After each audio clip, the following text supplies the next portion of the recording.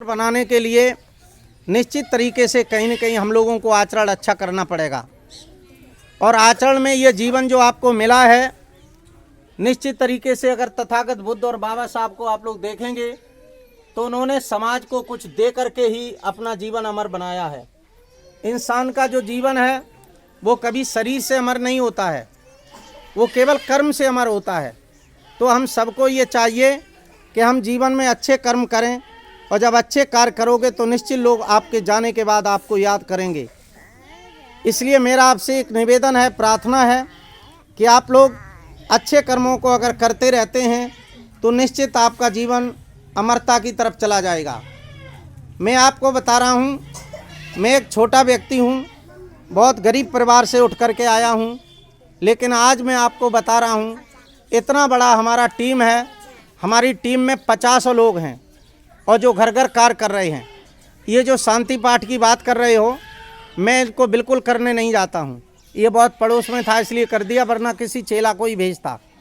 जो 7 दिन कार्यक्रम करता हूँ उसमें भी ढेर सारे लोगों को जो उसमें कार्य करते हैं, निश्चित कहीं न कहीं बदलाव की बात होती है और गांव के गांव बदल देते हैं। हम लोग पाखंड पर, अंधविश्वास पर जो कुरीतियाँ हमारे ऊपर हैं, हम उन पर कहीं न कहीं बहुत बड़ी चर्चा करते हैं। और 6वें दिन आपको अंदाज़ा नहीं होगा मैं कितना बड़ा कार्य करता हूँ। उस गांव के पूरे जो बच्चे छोटे छोटे हैं उनकी भावनाओं को बदल देता हूँ। जिस भगवान से उनको डर लगता है, जिसकी मूर्ति छूने में डर लगता है, वो बच्चा उसी मूर्ति से डरना बंद कर देता है। क्यों? 6 दिन हमें इस अंधकार पर पूरे नाटक के साथ झांकी दिखाते हैं। हमारा SK शिरोमणि चैनल है, और जो मैं ये वीडियो आपका बना रहा हूँ एक छोटा 10 मिनट का, ये वीडियो कल आपका हमारे SK शिरोमणि पर आएगा। और ये आप लोग जो अभी बैठे हो, खड़े हो, आपका सबका फ़ोटो उसी वीडियो में ये दिखाई देगा। तो मेरा आपसे एक निवेदन है कि इसमें कोई पैसा तो आपका लगेगा नहीं। यूट्यूब चैनल को सब्सक्राइब करने में क्या पैसा लगता है? नहीं लगता है ना। तो उस पर सीधा बोल देना SK शिरोमणि, मेरे नाम का सिंगल एक ही चैनल है, कोई दूसरा चैनल नहीं है। या लिख देना S गैप करके K, फिर गैप करके शिरोमणि लिख देना, SHIROMANI, मेरा चैनल निकल आएगा। फिर आप ये वीडियो आज जो देख रहे हैं, दादाजी का फ़ोटो लगा हुआ है, ये सुंदर सा फ़ोटो आपका पूरी यहाँ से लेके कनाडा, नेपाल तक जाएगा, क्योंकि बहुत बड़े सब्सक्राइबर हैं और लोग विदेश तक देखते हैं। रोज़ यूट्यूब पर ये मैसेज आते हैं, हम कनाडा से बोल रहे, मैसेज कहीं आता है अमेरिका से बोल रहे, कहीं नेपाल से बोल रहे। क्यों? जो कार्य मैं कर रहा हूँ वो शायद ही कोई दूसरा काम कर रहा होगा, इसलिए लोग मुझसे मैसेज करते हैं। कल परसों एक भोगनीपुर से फ़ोन आया कि साहब आपकी कथा कराना चाहते हैं। एक अभी हापुड़ से फ़ोन आया कि आपकी कथा कराना चाहते हैं। लेकिन हम नौकरी में इतना टाइम हो तब ना, हम लोग जो कथा करते हैं वो छुट्टी के हिसाब से करते हैं। हम देखते हैं 4 दिन की छुट्टी पड़ रही है, 3 दिन की छुट्टी पड़ रही है तो 2 छुट्टी ले लेंगे। अब हमारी 13 तारीख से 19 तारीख तक कथा लगी हुई है, तो उसमें पूरी टीम रहेगी और हम सिर्फ 1 या 2 दिन के लिए जाएंगे। पूरी टीम बढ़िया कार्यक्रम करती है, झांकियों से पूरी कथा दिखाती है। अगर आपको कहीं ज़रूरत पड़ती है तो 1 दिन, 2 दिन, 5 दिन, 10 दिन, 15 दिन, महीना भर, जितना कार्यक्रम चाहते हो। हमारे इतने महापुरुष पैदा हुए हैं कि उनकी 6 महीना कथा ही सुनाई जाएगी तो भी पूरी नहीं होगी। हमारे महापुरुषों को दबाया गया, हमारे महापुरुषों का नाम नहीं आगे आने दिया गया। काल्पनिक भगवानों को, काल्पनिक देवी देवताओं को हमारे सामने कर दिया गया, जिनकी आज हम पूजा कर रहे हैं। आज भी हमारी देवियां ये नहीं जानती हैं बहनें कि हमारे समाज में कितनी देवियां पैदा हुई। अगर आप इस चैनल पर देखोगे तो हम ये सब कुछ दिखाते हैं। मेरा आपसे एक अनुरोध है, एक प्रार्थना है कि आज इतनी बातें हमने आपसे कही हैं, निश्चित जीवन में कुछ ऐसा जरूर करके जाना जिससे आपके जाने के बाद लोग आपको बुरा न कहें। और जब बुरा नहीं कहेंगे तो निश्चित आपका नाम अमर हो जाएगा। ये शरीर जो मिला है, ये मत सोचना कि ये बार बार मिल जाएगा। ये बड़े भाग्य मानव तन पावा। किसी ने नहीं कहा कि बड़े भाग पंडित जी घर तन पावा या ठाकुर तन पावा, हाथी घोड़ा तन पावा। क्या लिखा? बड़े भाग्य मानव तन पावा। क्या है इस मनुष्य के शरीर में? क्यों बड़ा है? अगर पशु से और तुम्हारी मानव की तुलना कर दी जाए तो हम तो पशु के बराबर भी नहीं हो पाए। एक गधा जिसको लोग कहते हैं उसको कोई ज्ञान नहीं होता है, कहते हैं ना बहनों, लेकिन गधा भी कभी शराब नहीं पी सकता। एक गधा भागता जा रहा था जंगल में, बहुत तेज उसे प्यास लगी थी, कहीं भी पानी का सारा नहीं था। एक कहीं आपने देखा पहले लोग शराब निकाला करते थे तो 2 घड़ा जमीन में गाड़े रहते थे, एक में शराब थी एक में पानी था। वो गधा भागा जा रहा था, उस झाड़ झंकाड़ में वो उसको 2 घड़े मिले तो उसने पहले घड़े में जैसे ही मुंह डाला तो उसे बदबू लगी, मैंने फट मुंह निकाल लिया, जबकि वो बहुत प्यासा था। फिर भी उसने उसे नहीं पिया, क्यों? उसमें शराब थी। फिर दूसरे घड़े में मुंह डाला, उसमें क्या था? पानी था, उसमें उसने पानी पी लिया। और हम क्या करते हैं? जो मिल जाए सो। आपकी गैया भैंसिया जो बंधी हुई हैं, अगर इनको प्यास लगी हो, जिनकी नादम बैग पाए पर ठड्डा रम डाल दो, जो पिए। इन्हें भूख लगी हो, मांस डाल दो, खें। अरे जो मांसाहारी जीव होते हैं, कुत्ता बिल्ली शेर चीथा, वो तो मांस खाते हैं। यही संतों ने कहा है, अंकुर भके सो मानवा और मांस खाए सो स्वान। अंकुर जमीन से निकलने वाली चीज जो खाता है वो मानव होता है, और मांस तो इन कुत्ते बिलाइयों का भोजन है, मनुष्य का भोजन नहीं है। तो हम कितने आचरण से गिर गए। इसलिए मेरी आपसे गुजारिश है, निवेदन है कि हम अपने आचरण को सुधारें और जिंदगी में कुछ ऐसा करके जाएं निश्चित जिससे हमें लोग याद करें। आपसे मेरी ये प्रार्थना है। बात बहुत चर्चा आपके बीच में हमने की है। अब मेरा आपसे निवेदन है कि हर घर में बाबा साहब का, तथागत बुद्ध का कुछ न कुछ साहित्य होना चाहिए। बताइए, क्या हम लोगों के घर में साहित्य नहीं होना चाहिए? भाई ये छोटे छोटे बच्चे हैं, ये बहन बेटियां हैं, अगर आप घर में साहित्य नहीं लाओगे तो ये पढ़ेंगे कहाँ से? आज भी हमारे घर में जब लगुन टीका आता है ना, देखा होगा ना, तो हमारी माताएं गाती, रघुनंदन फूले न समय लगुन आई हरे हरे। इन्हें मालूम रघुनंदन को आते कब पैदा भय? बहनों मालूम है? बताओ, मालूम है? नहीं मालूम? अपनी गाय रही काय तासे गाय रही। और तुमने कभी ये नहीं सोचा कि हमें एक किताब ला करके अपने घर में रख लें? अभी 26 जनवरी आ रही, 2 दिन बाद आ रही ना। ईमानदारी बताइए, 26 जनवरी को क्या हुआ था? क्या हुआ था? 26 जनवरी को संविधान लागू हुआ था, और संविधान हमें घर में रखना चाहिए। बाबा साहब का जीवन चरित्र सही बताना हमें पढ़ना चाहिए कि नहीं? मैं आपसे एक निवेदन करता हूं कि आप लोग अगर पढ़ नहीं सकते हो, मैं आपको एक छोटी किताब जामी पाठ करने जाता हूं, ये 50 किताबें ले जाता हूं। आप जो पैसा अभी आप लोग दादा मनसाराम जी के फोटो पर भी अर्पण करते हैं, कुछ लोग दान करते हैं, जब हम जाते हैं तो आप लोग हमें कुछ पैसा देते हो। ये पैसा हमारे खर्च के लिए नहीं होता है। ये पैसा जानते हो क्यों होता है? ये आपके सामने किताब है बाबा साहब का जीवन चरित्र। ये हमने अभी 10,000 छपवाई है, क्योंकि ये ख़त्म होने पर आ गई। 2-4 कार्यक्रम के लिए रखी तो मैंने इकट्ठी 10,000 छपवाई हैं। अब 10,000 के लिए पैसा कहाँ से आएगा दरोगा जी? बताओ कहाँ से आएगा? मतलब हम सब नौकरी का ही पैसा लगा दें और आप लोग मौज मस्ती मारो? ये आपको देना पड़ेगा। ये 50 किताबें आपके लिए लाता हूँ हर कार्यक्रम में। आपका जो पैसा मिलता है हर जगह बांटता हूँ। ये बाबा साहब का जीवन चरित्र है। आप नहीं जानते हो तो इसको कुछ बहनें ले जाएंगी और कुछ भाई लोग ये हमारे ले जाएंगे। इसको इस पर प्रसाद मत रख लेना। आप जब 100 रुपये की किताब नहीं पढ़ सकते हो तो ये हम छोटी सी किताब 8 पेज की आपको दे रहे हैं। किसके लिए? इसको घर ले जा करके आप पढ़ना, अपने इन बच्चों को पढ़ाना, इन बेटियों को पढ़ाना, तो कुछ तो सीख जाओगे।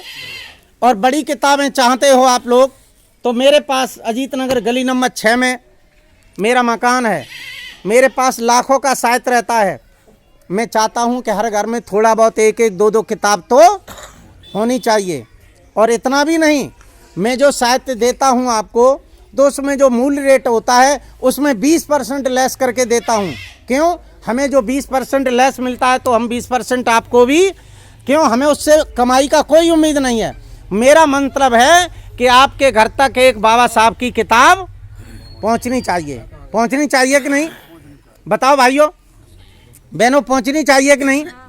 आज मैंने आपको बताया गीता प्रेस गोरखपुर लाखों की संख्या में रामायण बंटवा रही है, तो हम लोगों के घर में अपने बाबा साहब का साहित्य तो होना चाहिए। आज हमारी बहनें ये साड़ी पहने बैठी हैं। मालूम है साड़ी आपको कैसे मिली?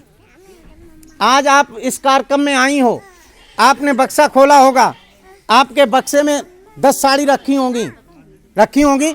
आपने सोचा करिया लाल भूरी सफ़ेद कौन सी पहने, है ना, और पहन के सुंदर साड़ी पहन के चली आई। मैं एक कहानी बताए दे रहा हूँ, अगर आंसू निकलें तो निकल जाने देना। बाबा साहब लंदन से जिस समय बैरिस्टर बन के आए, इंडिया में जिस समय आए, तो यहाँ के लोगों ने कहा कि हम बाबा साहब का सम्मान करेंगे, बाबा साहब का सम्मान करेंगे। अब बाबा साहब का जो सम्मान होने था, वो सम्मान का समय आ गया। उनकी पत्नी जिनका नाम था रमाबाई, क्या नाम था, याद करके जाओ, बाबा साहब की पत्नी का क्या नाम था, रमाबाई। रमाबाई के मन में ये आया कि आज बाबा साहब का सम्मान देखने मैं भी जाऊंगी। बाबा साहब चले जाते हैं। रमाबाई जिस समय सोचती है जाने के लिए, बक्सा खोलती है तो उसके बक्सा में सिर्फ कितनी साड़ी थी, एक साड़ी थी। और जब एक साड़ी को खोला जाता है तो उसमें भी 20 जगह छेद थे, छेद। अब आप सबसे मैं पूछ रहा हूं, बहनों रमाबाई क्या पहन के जाती? सम्मान में जाना था, घर में एक साड़ी नहीं थी पहनने के लिए। बाबा साहब का एक बार सम्मान हुआ था, राजा साहब ने किया था, एक पगड़ी दी थी, पगड़ी 5 मीटर की होती है, नीले कलर की पगड़ी थी। रमाबाई को याद आया कि हमारे साहब का जब सम्मान हुआ था तो उसमें पगड़ी मिली थी, और रमाबाई ने उसी पगड़ी को बहनों खोल लिया। क्या किया? उसी पगड़ी नीली को खोल लिया और पूरे शरीर पर अपना लपेट लिया या पहन लिया, और रमाबाई उसी साड़ी को पहन करके बाबा साहब के सम्मान की सभा में चली गई। और जिसके पति का सम्मान होता है उसकी पत्नी को भाइयों कहाँ बिठाला जाता है? सबसे आगे, बराबर।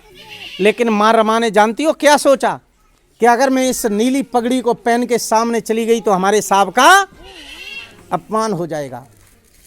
माँ रमाबाई आगे नहीं गई, दूर एक पेड़ खड़ा था, उसी पेड़ की डाली से सट करके खड़ी हो गई कि जिससे मुझे कोई देख न ले। और बाबा साहब का सम्मान होता है। बाबा साहब का सम्मान होने के बाद, सम्मान जब समाप्त हो जाता है, भीड़ जब कम होती है, बाबा साहब जब खड़े होते हैं तो दूर नीम के सारे वो दूर से बाबा साहब की नज़र जाती है तो बाबा साहब को पहचानने में कतई देर नहीं लगती है, और वो पहचान जाते हैं कि ये हमारी रमा है। और बाबा साहब वहाँ से उस रमा के पास जाते हैं और कहते हैं, हे रमा तू। तो रमाबाई कहती है, साहब चुप रहो, लोग जान लेंगे। लेकिन बाबा साहब चुप नहीं रहते हैं। बाबा साहब कहते हैं, हे रमा, मैंने इस भारत के निवासियों के लिए क्या क्या नहीं किया, लेकिन तेरे लिए मैंने आज तक कुछ भी नहीं किया। अब मैं तुझे वचन देता हूं कि तू जो कहेगी मैं आज से वो करूंगा, और तू मुझसे मांग ले, जो तू मांगना चाहे वो मांग ले, मैं तुझे वही दूंगा। बहनों, मैं आप सबसे एक प्रश्न कर रहा हूं। आज इतनी बहनें बैठी हो, रमाबाई की जगह अगर आप होती तो आप क्या मांगती? क्या मांगती बताओ? साड़ी, मकान, जेवर, गाड़ी घोड़ा, कोठी बंगला, इसके अलावा कुछ और मांगती? लेकिन जानती हो उस रमा ने क्या मांगा? क्या मांगा? उस रमा ने कहा, हे साहब, अगर आप मुझे देना ही चाहते हो तो मैं ये चाहती हूं कि हमारे जाने के बाद से इस भारत में कोई भी नारी बिना साड़ी के हमारी तरह ना रहे।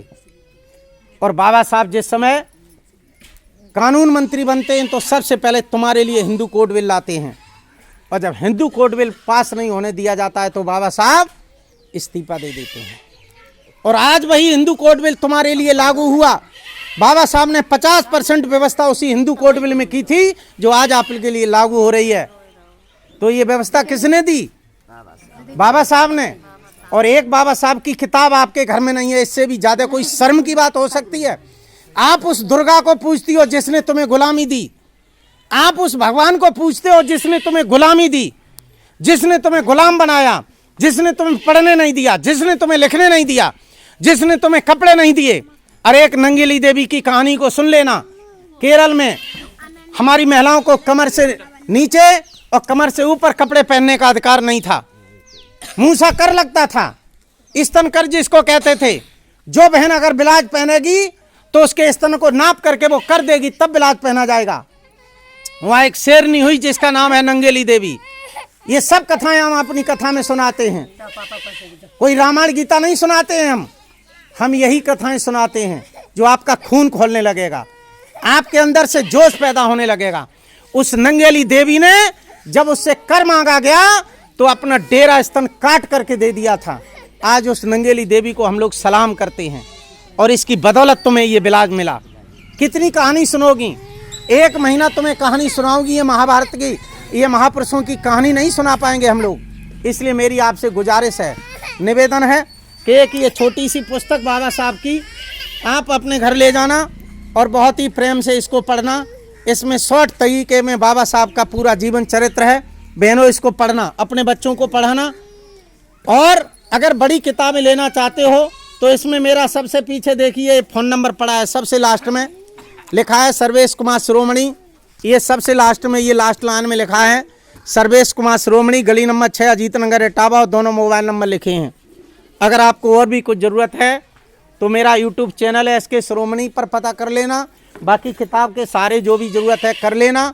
ये सब कुछ आपको निश्चित तरीके से आपको ये मिलेगा। तो मेरा आपसे एक निवेदन है कि बाबा साहब को थोड़ा बहुत ज़रूर पढ़िए भाइयों। इन बाबा साहब का जो कर्ज है, अगर आप थोड़ा बहुत पढ़ लोगे तो शायद आपका थोड़ा बहुत कर्ज ज़रूर उतर जाएगा। पढ़ना चाहिए, मैं आपसे निवेदन करता हूँ। और ये वीडियो आपका मैंने 16 मिनट का बनाया है श्रद्धेय दादाजी मनसाराम जी के कार्यक्रम का। मैं निश्चित तरीके से कल इसको आपके बीच में प्रस्तुत कर दूंगा और आप लोग इसको कल सभी लोग अपने अपने यूट्यूब चैनल SK शिरोमणि पर खोल के देखना। आपका सबका फ़ोटो भी मिलेगा, आपका ये कार्यक्रम मिलेगा और मैं ये कल अपने चैनल पर अपलोड कर दूंगा। बहुत बहुत साधुवाद आपसे देना चाहता हूँ कि आप इसको